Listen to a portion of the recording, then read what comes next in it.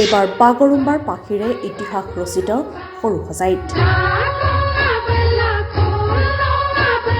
প্ৰধানমন্ত্ৰীৰ উপস্থিতিত ঐতিহাসিক বাগৰুম্বা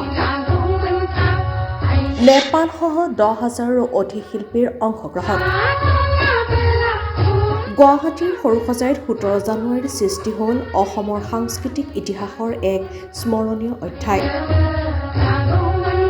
প্ৰধানমন্ত্ৰী নৰেন্দ্ৰ মোদীৰ উপস্থিতিত একেলগে হাজাৰ হাজাৰ নৃত্যশিল্পীয়ে পৰিৱেশন কৰিলে বড়ো জনগোষ্ঠীৰ পৰম্পৰাগত লোকনৃত্য বাগৰুম্বা বাটাৰফ্লাই ডান্স নামেৰে জনাজাত এই নৃত্যৰ মাধ্যমেৰে বিশ্ব দৰবাৰত বড়ো জনগোষ্ঠীৰ কৃষ্টি সংস্কৃতি প্ৰতিষ্ঠা কৰাৰ লক্ষ্যৰে ৰাজ্য চৰকাৰে গ্ৰহণ কৰে এই পদক্ষেপ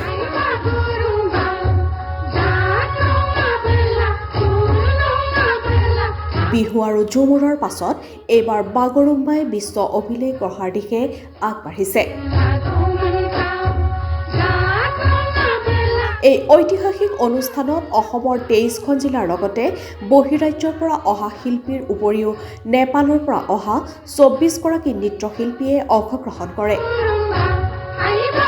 আন্তঃৰাষ্ট্ৰীয় অংশগ্ৰহণে অনুষ্ঠানটোক প্ৰদান কৰে এক বিশেষ মৰ্যাদা শিল্পীসকলৰ ঐক্যবদ্ধ পৰিৱেশনত সৰুসজাই মঞ্চ পৰিণত হয় সংস্কৃতিৰ এক বৃহৎ মহোৎসৱলৈ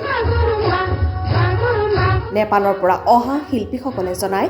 অতীজৰে পৰা নেপালতো বাগৰুম্বা নৃত্য পৰিৱেশন কৰি অহা হৈছে এই অনুষ্ঠানত অংশ ল'বলৈ পাই তেওঁলোকে নিজকে গৌৰৱান্বিত অনুভৱ কৰিছে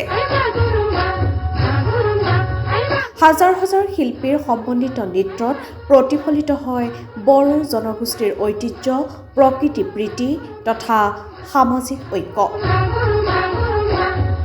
এই অনুষ্ঠান অসম তথা উত্তৰ পূৰ্বাঞ্চলৰ লোকনৃত্যক বিশ্বমুখী কৰাৰ ক্ষেত্ৰত এক গুৰুত্বপূৰ্ণ মাইলৰ খুঁটি হিচাপে বিবেচিত হ'ব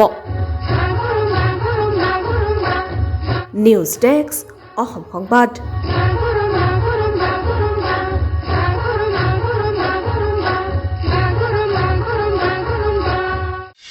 অসম সংবাদ